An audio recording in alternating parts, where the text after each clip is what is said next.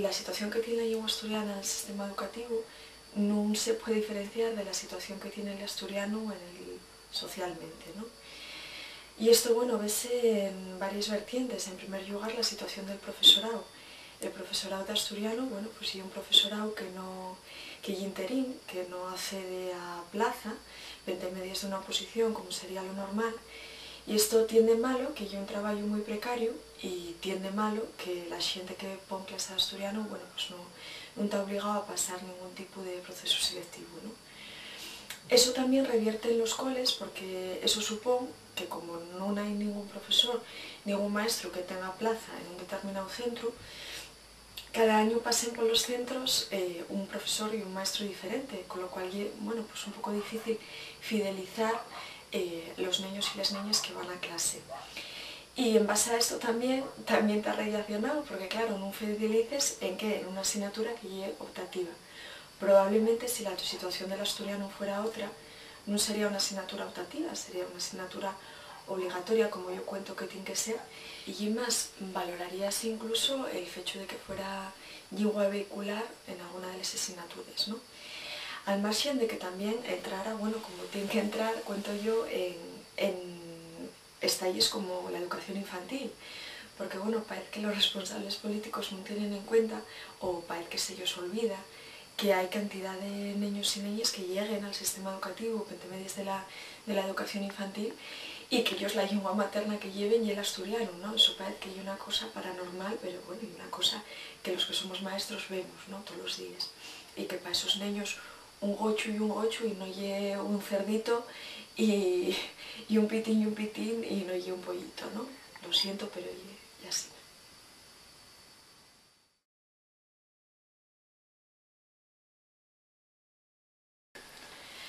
Bueno, ¿qué yo os diría?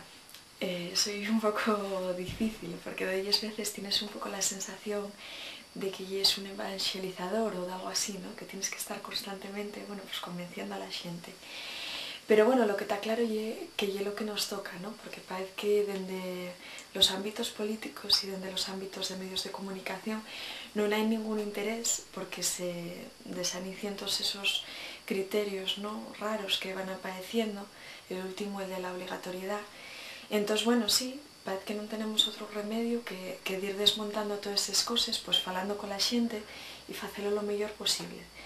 Aunque sí que es verdad que una cosa es ser evangelizador y otra cosa es ser mártir por la causa. Entonces, bueno, yo pienso que cuando vemos gente que incluso se pone violento con el tema por alguna razón que yo nunca entendí, bueno, pues pienso que tampoco hay que molestarse demasiado y pasar simplemente, ¿no? Pienso que cuando tú ya es razonable, presta más falar con gente razonable y cuando no lo oye, pues bueno, no paga la pena.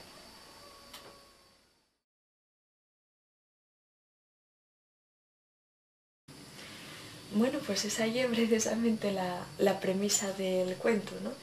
Lo que yo quería transmitir y un poco la idea de que los niños y las niñas sean capaces de ponerse en el lugar del otro, que es una cosa que os cuesta bastante con los compañeros de clase y que también os cuesta bastante, bueno, pues si además pensamos de gente de otros países, de otras culturas, entonces, bueno, esa empatía de saber ponerse en el lugar del otro y es interesante trabajarla, ¿no?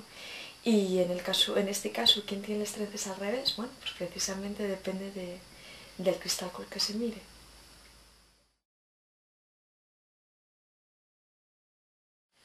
Bueno, pues estás dando con todas las premisas de los dos cuentos. De eso partíamos precisamente del título de La caja de cristal, porque una caja de cristal tiene un problema y es que todo lo que quieras meter dentro, pues va a verse lo que tienes dentro. Entonces, bueno, tendrás que dar con una cosa en especial o con varias cosas en especial. En este caso la niña prueba con unas cuantas cosas, parece que no le iba bien y al final tiene una idea bastante buena.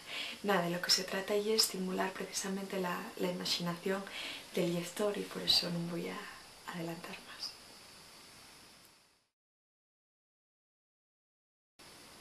El tema de internet y las redes sociales yo pienso que es muy útil para las lenguas minoritarias.